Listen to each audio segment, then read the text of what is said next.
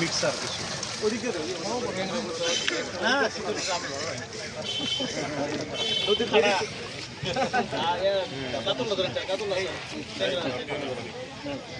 সারা দিকে তাকায়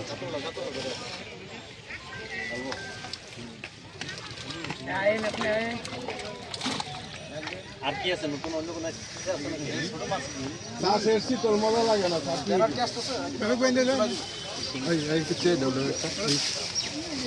এই মাছটাই পরে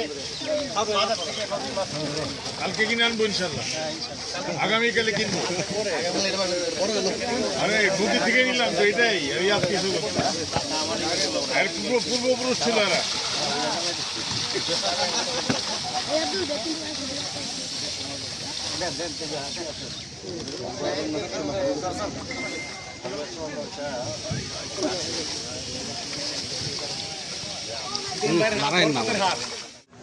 ব্যতিক্রম মনে হয়েছে এই আয়োজনটা যে আমরা চেয়ারে বসে নদীর পাশে বসে কথা বলতেছি এবং উদ্যোগটা এটা চমৎকার আমরা এই ব্রহ্মপুত্র নদী আমরা মাছ প্রোগ্রাম যারা বাস্তবায়নে যারা উদ্যোগী রয়েছেন আমি মনে করি নিঃসন্দেহে একটা খুবই ভালো উদ্যোগ বাংলাদেশের নাগরিক সমাজ আমি ধন্যবাদ জানাই সবাইকে সদস্যকে এই প্রচেষ্টা এই ভালো কাজগুলা নিশ্চয়ই আপনারা জারি রাখবেন এবং ব্রহ্মপুত্রের যে আবেগটা মানুষবাসী এই আবেগটাকে আপনারা গুরুত্ব দিয়ে এখানে মাছের পোনা উন্মুক্ত করার পাশাপাশি আরও অনেক ভালো উদ্যোগ কাজ করার সুযোগ আছে সেই সব বিষয়ে আপনাদের ভূমিকা থাকবে এই প্রত্যাশা আমি আমার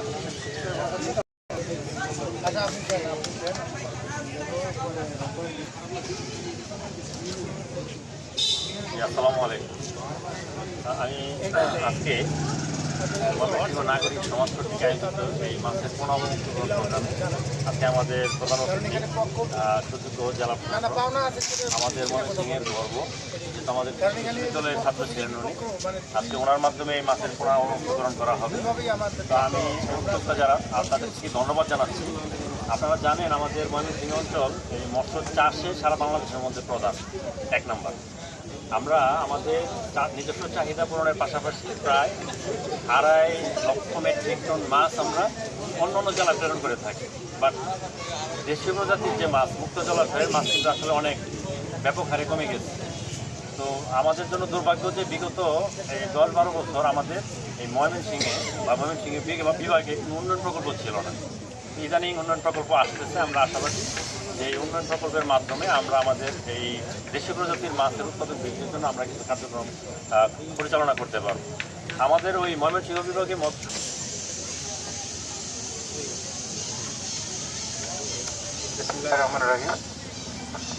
ময়মনসিংহ নাগরিক সমাজের কর্তৃক আয়োজিত আজকের এই ব্রহ্মপুত্র নদে মাছের পোনা বিতরণ অনুষ্ঠান এখানে উপস্থিত ময়মনসিংহ নাগরিক সমাজের সদস্যবৃন্দ, সাংবাদিকবৃন্দ এবং আমাদের বিভিন্ন পর্যায়ের কর্মকর্তাবৃন্দ, আসসালামু আলাইকুম।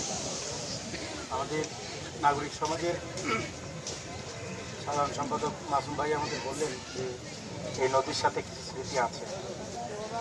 তো বিশেষ করে আমি নদীর পাড়ে আসতাম হচ্ছে অসময় মানে মানুষ সাধারণত পরীক্ষার আগে আমরা যখন সেমিস্টার সিস্টেমের ছাত্র ছিলাম সেমিস্টার পদ্ধতিতে পরীক্ষা ঘন ঘন হয়।